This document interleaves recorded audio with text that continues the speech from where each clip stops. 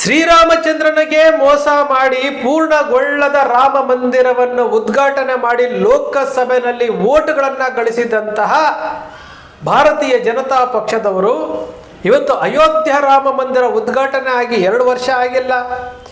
ಈಗ ಅಲ್ಲಿ ಅವ್ಯವಹಾರ SIT ರಚನೆ ಮಾಡಿದ್ದಾರಂತೆ.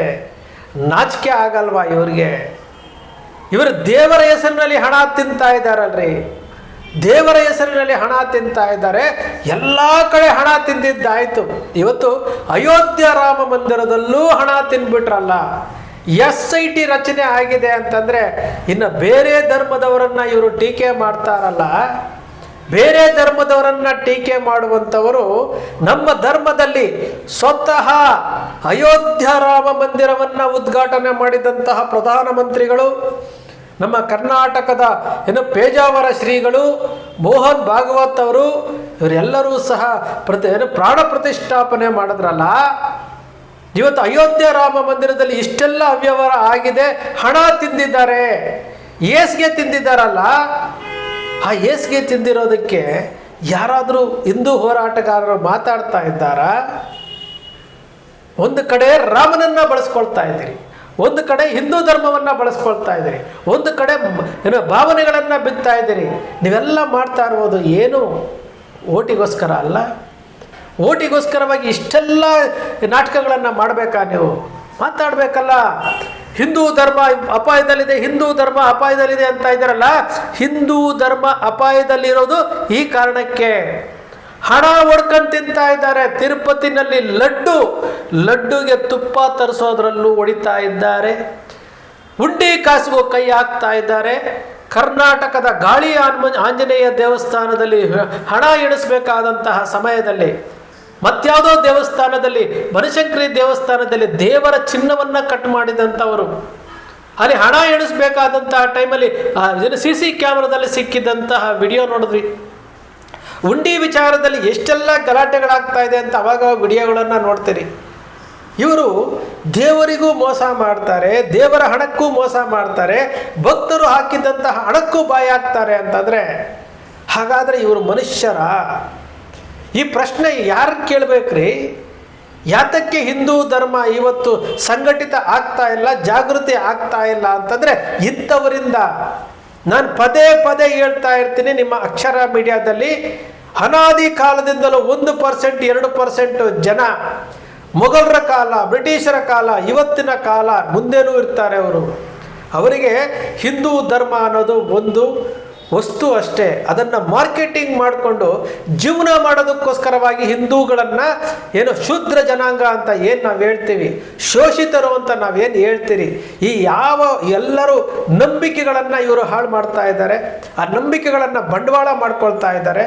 ಅವರಿಗೆ ಭಯವನ್ನು ಹುಟ್ಟಿಸುವಂಥದ್ದು, ದೇವರ ಹೆಸರಿನಲ್ಲಿ ಭಯವನ್ನು ಹುಟ್ಟಿಸುವಂಥದ್ದು, ಭಾವನೆಗಳನ್ನು ಬಿತ್ತುವಂಥದ್ದು, ಇದು ನಿರಂತರವಾಗಿ ನಡ್ಕೊಳ್ತಾ ಬರ್ತಾ ಇದೆ. ಇಲ್ಲಿಗೆ ಬಲಿ ಆಗ್ತಾ ಇರುವುದು ಅಮಾಯಕ ಜನ, ಶೋಷಿತರು, ದುಡಿಮೆ ಮಾಡ್ತಾ ಇರುವಂಥವರು, ಕಷ್ಟಗಳನ್ನು ಪರಿಹರಿಸೋದಕ್ಕೆ ದೇವರ ಹತ್ರ ಹೋಗ್ತಾರೆ. ಇವರು ನೋಡಿದ್ರೆ ದೇವರ ಹುಂಡಿ ಹಣ ತಿಂತಾರೆ, ಶ್ರೀರಾಮಚಂದ್ರನ ಹಣವನ್ನು ತಿಂತಾರೆ. ಇವರು ಕೋಟಿ ಕೋಟಿ ಕೋಟಿ ಬಗ್ಗೆ ಮಾತನಾಡ್ತಾರಲ್ಲ. ಸ್ವಲ್ಪನಾದರೂ ಮಾನವೀಯತೆ ಇದೆಯನ್ರಿ ಇವ್ರಿಗೆಲ್ಲಾನು? ಮನುಷ್ಯತ್ವ ಇದೆಯನ್ರಿ ಇವ್ರಿಗೆಲ್ಲಾನು?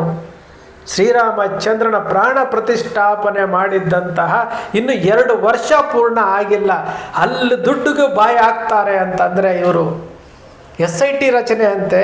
ಉತ್ತರ ಪ್ರದೇಶದ ಮುಖ್ಯಮಂತ್ರಿ ಹೇಳ್ತಾರೆ, ಅಯೋಧ್ಯ ರಾಮ ಮಂದಿರ ಬಗ್ಗೆ ಅಪಪ್ರಚಾರ ಮಾಡಲಿಕ್ಕೆ ಹೋಗಬೇಡಿ. ಕೇಂದ್ರದ ಭೂಷಣ್ ಅಂತ ಒಬ್ಬ ಸಚಿವ ಹೇಳ್ತಾ ಇದ್ದಾನೆ, ಇದು ಸತ್ಯವನ್ನು ಹೇಳಿದ್ರೆ ನಾನು ತಪ್ಪಿತಸ್ಥ ಆಗ್ತೇನೆ ಅಂತ ಹೇಳ್ತಾನೆ. ಸಚಿವ ಹೇಳ್ತಾ ಇದ್ದಾರಂತಹ ಮಾತುಗಳು. ಇದು ಪ್ರತಿಯೊಬ್ಬ ಹಿಂದೂ ಯೋಚಿಸಬೇಕಾದಂಥದ್ದು. ಮಧ್ಯದಲ್ಲಿ ನಿಲ್ಲಿಸ್ಕೊಂಡು ಕುರುಳ್ಪಟ್ಟಿ ಇಟ್ಕೊಂಡು ಪ್ರಶ್ನೆ ಕೇಳಬೇಕ್ರಿ ನೀವು ಯಾವನೋ ಒಬ್ಬ ಓಟಿಗೋಸ್ಕರವಾಗಿ ನಿಮ್ಮನ್ನು ಅಂಧಭಕ್ತರನ್ನಾಗಿ ಮಾಡಿದ್ದಾರೆ. ನೀವು ಅಂಧಭಕ್ತರಾಗಿ ಹಿಂದೂ ಧರ್ಮವನ್ನು ಒಂದು ಪಕ್ಷಕ್ಕೆ ಬಳಸ್ಕೊಳ್ತಾ ಇದ್ದಾರೆ, ಅದನ್ನು ಕೇಳ್ತಾ ಇಲ್ಲ.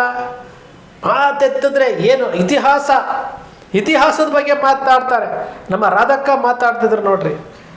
ಗೋಡ್ಸೆ ಯಾರು?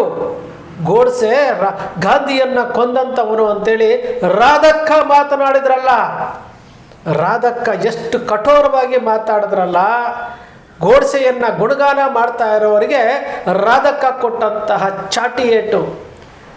ಗೋಡ್ಸೆ ಏನು ಮಹಾತ್ಮ ಗಾಂಧಿಯನ್ನು ಕೊಂದವರು. ಮಹಾತ್ಮ ಗಾಂಧಿ ಈ ದೇಶದ ಸ್ವತಂತ್ರಕ್ಕೋಸ್ಕರವಾಗಿ ಜೀವ ಕೊಟ್ಟಂತಹ ಮಹಾತ್ಮ ಗಾಂಧಿಯವರನ್ನು ಕೊಂದಂತಹ ಗೋಡ್ಸೆಯನ್ನು ಇವತ್ತು ಹಾಡಿ ಹೊಗಳ್ತಾರೆ. ಮಹಾತ್ಮ ಗಾಂಧಿಯವರು ಹೋರಾಟ ಮಾಡಿ, ಸತ್ಯಾಗ್ರಹ ಮಾಡಿ, ಅಹಿಂಸಾ ಮಾರ್ಗದಲ್ಲಿ ಸತ್ಯಾಗ್ರಹ ಮಾಡಿ ಕೊನೆಗೆ ಸ್ವತಂತ್ರ ಹೋರಾಟದಲ್ಲಿ ಲಕ್ಷಾಂತರ ಜನ ಬಲಿದಾನ ಆಗಿದ್ದಾರೆ. ಲಕ್ಷಾಂತರ ಜನ. ಅಂತಿಮವಾಗಿ ಬ್ರಿಟಿಷರನ್ನ ಭಾರತದಿಂದ ಹೊರಗಡೆ ಓಡಿಸಿದ್ದು ಮಹಾತ್ಮ ಗಾಂಧಿಯವರ ಅಹಿಂಸಾವಾದ, ಸತ್ಯಾಗ್ರಹ. ಈ ಸತ್ಯಾಗ್ರಹಕ್ಕೆ ಎದುರುಕೊಂಡು ಬ್ರಿಟಿಷರು ಭಾರತವನ್ನು ಬಿಟ್ಟು ಹೋದರು. ಅಂತಹ ಮಹಾತ್ಮ ಗಾಂಧಿಯವರನ್ನು ಕೊಂದರಲ್ಲ. ಭಾರತ ಪಾಕಿಸ್ತಾನವನ್ನು ವಿಭಜನೆ ಮಾಡಿಬಿಟ್ರಂತೆ. ಇವರಿಗೆ ತಡ್ಕೊಳಕ್ಕಾಗೋದಿಲ್ಲಂತೆ. ಭಾರತದಲ್ಲಿರುವಂತಹ ಮುಸಲ್ಮಾನರನ್ನು ತಡ್ಕೊಳಕ್ಕಾಗ್ತಾ ಇಲ್ಲ, ಸಹಿಸ್ಕೊಳಕ್ಕಾಗ್ತಾ ಇಲ್ಲ. ಯಾವುದೋ ಒಂದು ಫೋಟೋ ನೋಡ್ತಾ ಇದ್ದೆ. ಒಬ್ಬ ಮುಸಲ್ಮಾನ ವ್ಯಕ್ತಿ ಊಟ ಹಾಕಿ ಅಂತೇಳಿ ತಟ್ಟೆ ಚಾಚಿದ್ರೆ ಅವ್ರ ಕೈಯಲ್ಲಿ ಜೈ ಶ್ರೀರಾಮ, ಜೈ ಶ್ರೀಕೃಷ್ಣ ಅಂತ ಹೇಳಿಸೋದಕ್ಕೆ ಹೋಗ್ತಾರೆ ಅಂತಂದರೆ ಇಂತಹ ನೀಚ ಬುದ್ಧಿ ಇರುವಂಥವರು. ಇದು ಒಂದು ಧರ್ಮಕ್ಕೆ ಮಾಡ್ತಾ ಇರುವಂತಹ ಅಪಚಾರ ಅಲ್ವಾ? ಊಟದ ವಿಚಾರಕ್ಕೆ ದೇವರನ್ನು, ಇನ್ನೊಂದು ಧರ್ಮದವರನ್ನು ಬಲವಂತವಾಗಿ ದೇವರ ಹೆಸರನ್ನು ಹೇಳಿಸ್ಕೊಳ್ತಾ ಇರುವಂಥವ್ರು ಇವರೆಲ್ಲರೂ ಸಹ ಹಿಂದೂಗಳ ಅನ್ನಿಸ್ತಾ ಇದೆ. ಇವರೆಲ್ಲರೂ ಹಿಂದೂಗಳೇನ್ರಿ? ಮಾತಾಡ್ತಾರೆ ಹಿಂದೂ ಧರ್ಮ ಅಪಾಯದಲ್ಲಿದ್ದಂತೆ. ಹಿಂದೂ ಧರ್ಮ ಅಪಾಯದಲ್ಲಿಲ್ಲ. ನಿಮ್ಮ ಇರುವಿಕೆಗಳಿಗೆ ನೀವು ಜೀವನ ಮಾಡೋದಕ್ಕೋಸ್ಕರವಾಗಿ ಈ ಧರ್ಮವನ್ನು ಬಳಸ್ಕೊಳ್ತಾ ಇದ್ದೀರಿ. ನೀವು ಈ ಧರ್ಮವನ್ನು ಯಾತಕ್ಕೆ ಬಳಸ್ಕೊಳ್ತಾ ಇದ್ದೀರಿ ಅಂದರೆ ನೀವು ಜೀವನ ಮಾಡಬೇಕು, ನಿಮ್ಮ ಇರುವಿಕೆಯನ್ನು ತೋರಿಸ್ಕೊಳ್ಬೇಕು. ಅದಕ್ಕೋಸ್ಕರವಾಗಿ ಈ ರೀತಿಯಾದಂತಹ ನಾಟಕಗಳನ್ನು ಮಾಡ್ತಾ ಇದ್ದೀರಿ. ಬಿಟ್ಟುಬಿಡಿ. ಗೋಡ್ಸೆ ಮಹಾತ್ಮ ಗಾಂಧಿಯನ್ನು ಕೊಂದ. ಗೋಡ್ಸೆ ಮಹಾತ್ಮ ಗಾಂಧಿಯವರು ಕೊಂದಿದ್ದು ನಿಜ. ಅದನ್ನು ಒಪ್ಕೊಳ್ಬೇಕಲ್ಲ. ಸಾವರ್ಕರ್ ಅವರ ಹೆಸರನ್ನು ಫ್ಲೈಓವರ್ಗೆ ಇಟ್ಟಿಲ್ಲ ಅಂತೇಳಿ ಗಲಾಟೆ ಮಾಡ್ತಾ ಇದ್ದರು. ಇವತ್ತು ಸಾವರ್ಕರ್ ಅವರ ಕುಟುಂಬದವರು ಹೈಕೋರ್ಟಿಗೆ ಒಂದು ಅಫಿಡವಿಟನ್ನು ಸಲ್ಲಿಸಿದ್ದಾರೆ, ಕ್ಷಮೆ ಕೇಳಿದ್ದು ಹೌದು ಅಂತೇಳಿ. ಹಾಗಾದರೆ ಫ್ಲೈಓವರ್ ತೆಗಿತೀರಾ? ಫ್ಲೈಓವರ್ಗಳನ್ನು ತೆಗಿತೀರಾ?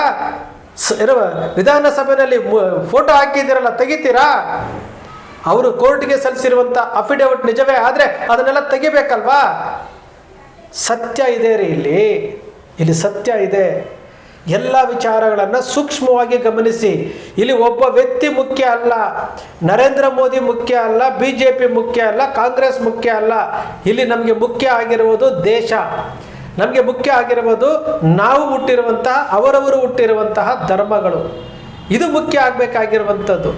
ನಿಮ್ಮ ಇಷ್ಟಕ್ಕೆ, ನಿಮ್ಮ ಅನುಕೂಲಕ್ಕೆ ತಕ್ಕ ಹಾಗೆ ಧರ್ಮಗಳನ್ನು ಬಳಸ್ಕೊಳ್ತೀರಿ. ಆ ಧರ್ಮವನ್ನು ಬಳಸ್ಕೊಂಡು ಇವತ್ತು ಉಂಡಿಗೆ ಕೈ ಹಾಕ್ತೀರಿ. ಅಯೋಧ್ಯ ರಾಮ ಮಂದಿರಕ್ಕೆ ಉಂಡಿಗೆ ಕೈ ಹಾಕ್ತೀರಿ, ಅದರ ದುಡ್ಡಿಗೆ ಕೈ ಹಾಕ್ತೀರಿ ಅಂತಂದರೆ ನಾಚಿಕೆ ಆಗಬೇಕು. ನಿಮಗಳಿಗೆಲ್ಲ ನಾಚಿಕೆ ಆಗಬೇಕು, ಧಿಕ್ಕಾರ ಆಗಿರಬೇಕು ನಿಮಗೆಲ್ಲನೂ. ಸ್ನೇಹಿತರೆ, ನಾವು ಈ ದೇಶದ ಪ್ರಜೆಗಳು ಅಂತಂದರೆ ಈ ದೇಶವನ್ನು ಕಾಪಾಡಬೇಕಾದಂಥವ್ರು ನಾವು. ಯಾರೋ ಒಂದಷ್ಟು ಜನ ಕತೆಗಳನ್ನು ಕಟ್ಟಿ, ಯಾರೋ ಒಂದಷ್ಟು ಜನ ಈ ಧರ್ಮವನ್ನು ಬಳಸ್ಕೊಂಡು ಇಡೀ ದೇಶವನ್ನು ಹಾಳು ಮಾಡ್ತಾ ಇದ್ದಾರೆ. ಇದರ ಬಗ್ಗೆ ಕಣ್ಣಿದ್ದು ಕುರುಡರಾಗಿದ್ದೀವಿ, ಕಿವಿ ಇದ್ದು ಕಿವುಡರಾಗಿದ್ದೀವಿ, ಬಾಯಿದ್ದು ಮೂಕರಾಗಿದ್ದೇವೆ. ಎಚ್ಚೆತ್ಕೊಳ್ದ ಹೋದರೆ ಈ ಧರ್ಮವನ್ನು ನಾಮಾವಶೇಷ ಮಾಡ್ತಾರೆ. ಅಯೋಧ್ಯ ರಾಮ ಮಂದಿರವನ್ನೇ ಬಿಟ್ಟಿಲ್ಲ, ಅಯೋಧ್ಯ ರಾಮನನ್ನೇ ಬಿಟ್ಟಿಲ್ಲ, ಇನ್ನು ಸಾಮಾನ್ಯ ಜನರನ್ನು ಬಿಡ್ತಾರಾ? ಸ್ನೇಹಿತರೆ, ನಿಮ್ಮ ಅಕ್ಷರ ಮೀಡಿಯಾ ಸೃಷ್ಟಿ ಮಾಡಲ್ಲ, ಕಲ್ಪನೆ ಮಾಡಲ್ಲ, ವಾಸ್ತವದ ವಿಚಾರವನ್ನು ವಿಶ್ಲೇಷಣೆ ಮಾಡುತ್ತೆ. ನಿಮ್ಮ ಅಕ್ಷರ ಮೀಡಿಯಾದ ವಿಶ್ಲೇಷಣೆ ನಿಮ್ಗೆ ಇಷ್ಟ ಆಯಿತು ಅಂದರೆ ಸಬ್ಸ್ಕ್ರೈಬ್ ಆಗಲಿಲ್ಲ ಅಂದರೆ ಸಬ್ಸ್ಕ್ರೈಬ್ ಮಾಡ್ಕೊಳ್ಳಿ. ಪಕ್ಕದಲ್ಲಿ ಕಾಣುವಂಥ ಬೆಲ್ ಐಕಾನ್ ಪ್ರೆಸ್ ಮಾಡಿ, ಶೇರ್ ಮಾಡಿ, ಪ್ರೋತ್ಸಾಹ ನೀಡಿ.